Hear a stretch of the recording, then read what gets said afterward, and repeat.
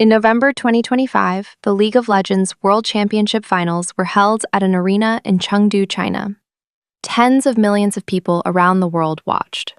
Both teams that took the stage were Korean.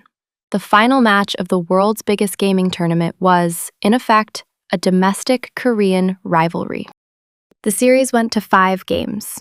The winning team became the first in history to claim 3 consecutive world titles. Their mid laner turned professional at 17, and by the time he approached 30, had competed in 10 world championships and won 6 of them. In Korea, he is treated the way an elite athlete is treated, and his name is as widely recognized as a national football team player's. A natural question follows. How did a country of 50 million people come to dominate a single video game for this long? The most common answer is that Koreans are naturally competitive. But that explanation contains nothing.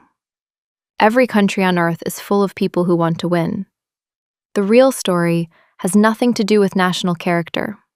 It begins with 3 completely unrelated events that happen to collide at the same moment in time. And that beginning was not a celebration. It was a disaster.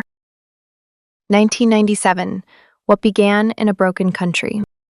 In 1997, Korea was hit by a financial crisis. Companies collapsed in waves.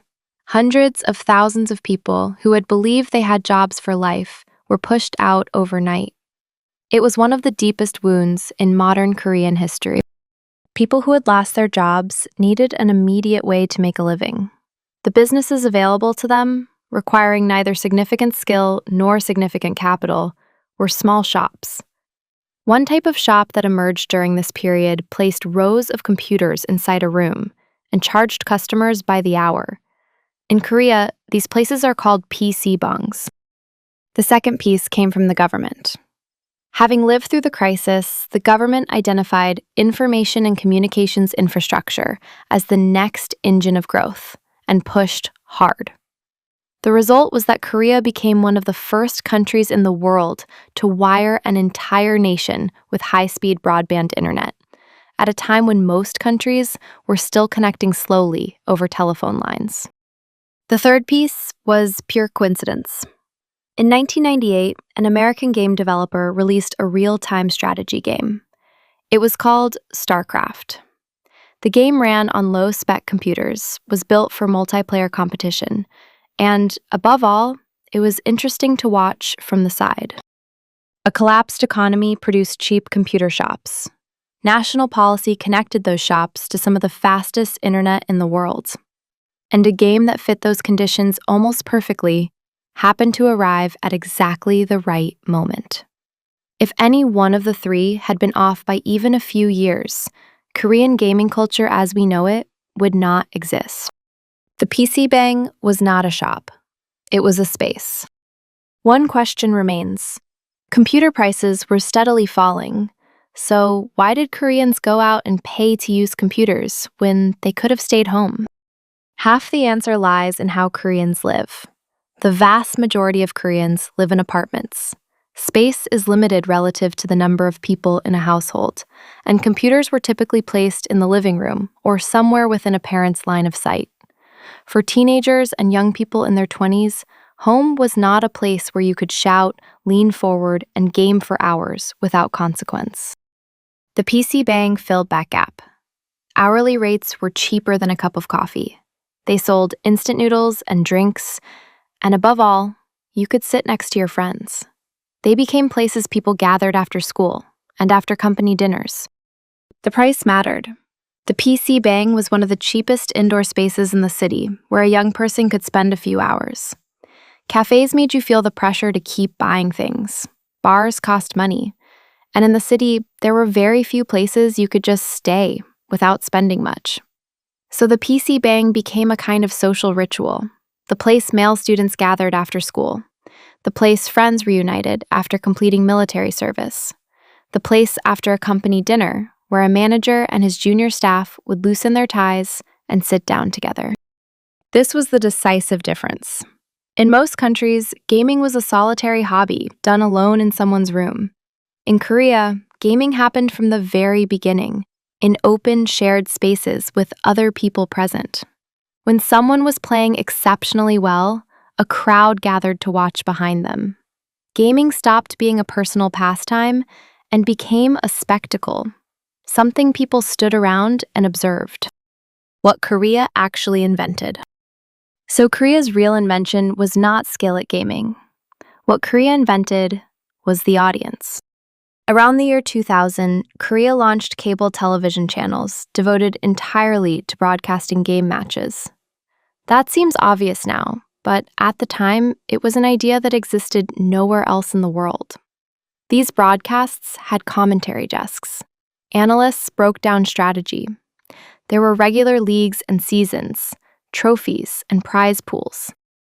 Once cameras entered the picture, everything that followed borrowed directly from the grammar of professional sports. Corporations purchased teams and sponsored them. Players became salaried employees. Teams ran training houses where players lived and ate together and practiced for more than 10 hours a day, with head coaches, assistant coaches, analysts, and physical trainers on staff. This is the exact point where Korea's gap with the rest of the world became clear. In other countries, a teenager who was exceptionally good at a game was simply a teenager who was exceptionally good at a game. In Korea, that teenager had a career path, a team, a contract, a profession with a foreseeable future, and an after-career to plan for. But that profession came at a cost. Most players turned professional in their late teens, and by their mid-20s were already considering retirement, their reaction speed and sustained concentration beginning to reach their limits. At the age when an ordinary professional is just beginning to build a career, these players were already past their peak. Wrist and shoulder injuries, chronic sleep deprivation, and burnout were common in a life structured almost entirely around practice. An earlier generation of professional gaming had been badly shaken by a match-fixing scandal. The leagues tightened their oversight in the years that followed, but the underlying reality that this industry rests on the brief, intense years of very young players did not change. The numbers today. Today, Korea's gaming industry is worth approximately $15.8 billion annually. Exports stand at roughly $8.5 billion, representing a 7.2% share of the global market, fourth in the world, behind China, the United States, and Japan. Approximately 88,000 people work in the industry. Worth noting is the share of gaming within Korea's overall content exports. K-pop and Korean dramas are far more famous globally, but in terms of export revenue, gaming accounts for more than half of all Korean content exports. The largest single cultural export from Korea is not the idol on the stage. It is the game on the screen. Inside the industry itself, however, the center of gravity has already shifted. 59% of revenue now comes from mobile games. PC gaming accounts for just 25%. The screen that produced an entire culture now represents only a quarter of the industry it created. The chairs are disappearing. And here is the quietest part of this story. The PCBang is fading. At its peak, Korea had more than 20,000 PCBangs. As of early 2026, approximately 6,800 remain. 7 out of every 10 have closed. More than 400 disappeared in the past year alone. The reason is simple. People's homes now have computers that are good enough. More people play on their phones. A culture of watching other people play, rather than playing oneself, has taken root. The proportion of gamers who said they visited a PCBang at least once a week has nearly halved in recent years. Meanwhile, electricity costs and labor costs have continued to rise. The story is not entirely straightforward, though. The number of shops has fallen, but the revenue of the ones that remain has actually increased. Gaming companies are opening large, branded flagship PCBangs in city centers, built around their own titles. A place that was once a utility is becoming a destination, somewhere people choose to go. Whether that represents a cultural revival or an elaborately decorated final chapter is not yet clear. An industry and a disorder at the same time. Finally, There is one contradiction this country has never managed to resolve. Korea is a nation that built gaming into a national export industry. It is also, simultaneously, a nation that has treated gaming as a danger requiring regulation. In 2011, Korea passed a law that blocked online game access for anyone under 16 between midnight and 6 in the morning. The state directly decided what children could do during certain hours. The policy was abolished a decade later, in 2021. At one point, a bill was introduced that proposed grouping gaming addiction together with narcotics, alcohol, and gambling as 4 categories of addiction requiring unified management. The debate that remains unresolved today is whether to formally adopt the World Health Organization's classification of gaming disorder as an official disease within Korea's national diagnostic framework. The discussion has dragged on for years without conclusion, and the practical implementation date has been pushed back to the early 2030s. Some in the medical community argue it is necessary in order to build a proper treatment infrastructure. The industry fears the stigma it would carry. At least one Korean research institute has stated that the scientific basis for the classification is insufficient. So Korea finds itself in a strange position. It is one of the most successful exporters of gaming in the world, and it has not yet decided whether to officially call what those players do a diagnosable condition. The players who stood on the stage in Chengdu were treated close to the way national representatives are treated. And yet, in meeting rooms in the same country, people are debating whether the very act they perform should carry a clinical name.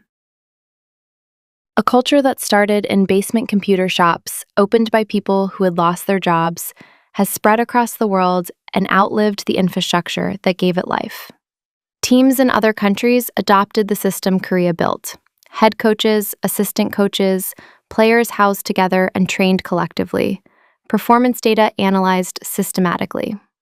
For a period, simply recruiting Korean players and coaches was the surest method any foreign organization had for improving its results.